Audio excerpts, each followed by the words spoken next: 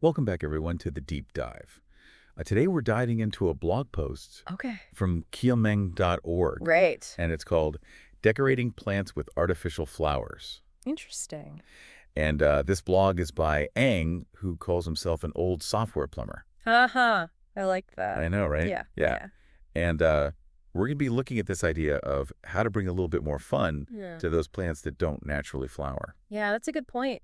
So many times people are just focused on getting their plants to have those like picture perfect blooms. Right. But, what about all those other plants? Yeah? Like what if you want to have a little more personality? Exactly. And he talks about that. And I think that's what's so cool about this piece Yeah. is that he's really looking at it from a different perspective. Hmm. And he even talks about how he uses some of his own traditions to kind of like inspire his garden decor. Oh, that's cool. So he mentions, for example, decorating his lucky bamboo with red ribbons for Chinese New Year. Oh, yeah, I remember that part. Yeah. And, red in Chinese culture like symbolizes joy, fortune, all that positive stuff. Right, right. It's like adding a whole other layer of meaning to the plant. Totally. It's not just about how it looks. It's like you're infusing it with like good vibes. Exactly. Yeah. It makes you wonder what other kind of like traditions or personal touches like we could bring into our own gardens. Yeah. Have you ever done anything like that? Um, I can't say I have specifically with like traditions, Mm-hmm.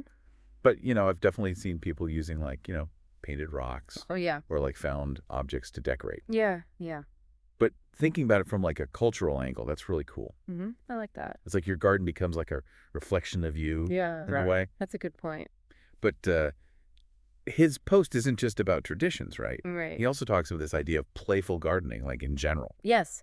And he tells the story that like perfectly captures that whole playful spirit. Oh, you mean with the sunflower? Yeah, the artificial sunflower. That was so weird. I got to hear more about that. Uh-huh. Okay, so picture this. Aang is out buying guppies for his outdoor ponds, right? Okay. And he comes across this plant. Yeah. And on top of this plant Uh-huh. is this big artificial sunflower.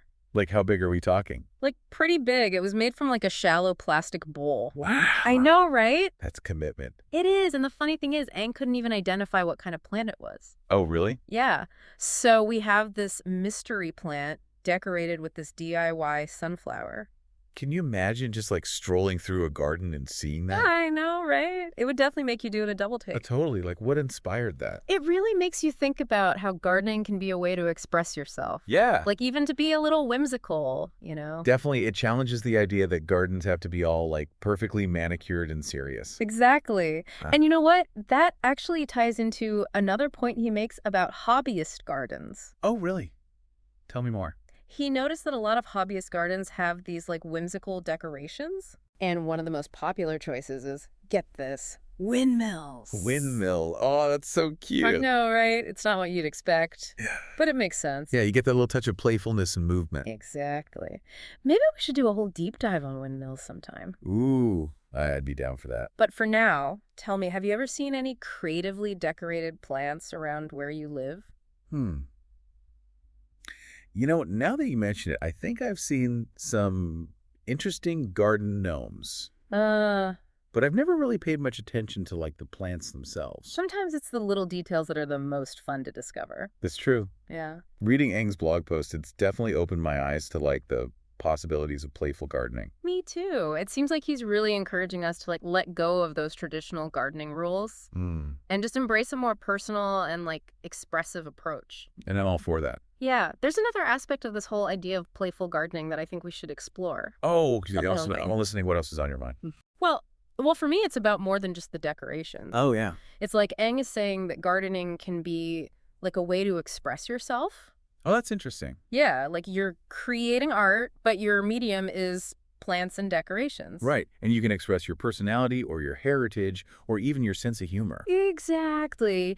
And I think that's really cool because, sometimes we get so caught up in the rules of gardening, Right. like making sure everything is perfectly trimmed and symmetrical. Yeah. It's easy to forget that it can be a creative outlet, too. Right, like with those red ribbons Aang uses on his lucky bamboo. Yeah. They're not just decoration, they have a deeper meaning. It's a way to share part of your culture. Exactly. It makes you wonder what stories your own garden might tell. That's a good question. I'll admit, I never really thought about it before reading Aang's post. Maybe it's the way you arrange your plants or the types of flowers you choose. Yeah, or even those little decorations you add. It all says something about you. It shows your connection to nature and your personality. And even if you don't have a big garden, this idea of playful gardening can still work for indoor spaces. Oh, absolutely. Think about houseplants. Yeah, there's so many possibilities. You can get creative with pots and hangers and all those little accents. You could even make a mini indoor garden with a theme. Ooh, like a Zen garden or a tropical paradise. Or even something totally wild and crazy. The possibilities are endless. It's a great way to bring nature indoors, especially if you live in an apartment.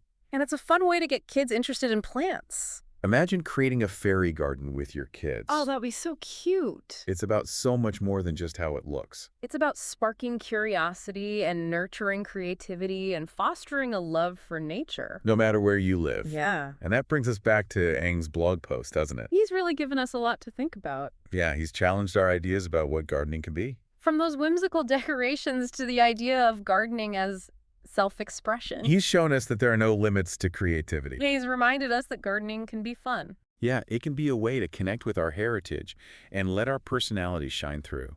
That's such a refreshing perspective. It really is. So what does all this mean for our listener? How can they bring more playfulness into their own gardening? Well, maybe it's time to try some unconventional decorations. Or maybe it's about rethinking their garden layout or choosing plants they really love. The important thing is to have fun with it.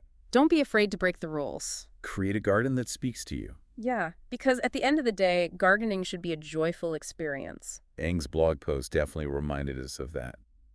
As we wrap up this deep dive, I want to leave our listener with one final thought. Okay, go for it. Take a look at your own garden, or even your houseplants, and think, what little touches of whimsy could you add? how could you personalize your space to make it your own? Don't be afraid to experiment. Let your creativity bloom. Yeah. Happy gardening, everyone. Happy gardening. And, there's no right or wrong way to do it. Exactly. It's all about what you enjoy. Yeah. What makes you happy and creating a space that, really shows who you are. And reflects your personality. So yeah, go for it. Embrace that inner garden artist. Have fun with it. That's the best part. Yeah, for sure. This has been such a cool deep dive. I agree. It's been really fun to talk about this. Yeah, I love how Aang's post gave us a whole new way to think about gardening. Yeah. It is refreshing, isn't it? It really is. It's inspiring to see someone just going for it and, being creative and personal with it. Yeah. And it's a good reminder for all of us to maybe think outside the box a little. Yeah, our gardens don't have to look like everyone else's. Exactly. So to our listener, we hope this has given you some ideas. Yeah, maybe even inspired you to add a little more fun to your own garden. Whether it's indoors or outdoors. Until next time, happy gardening, everyone. Happy gardening.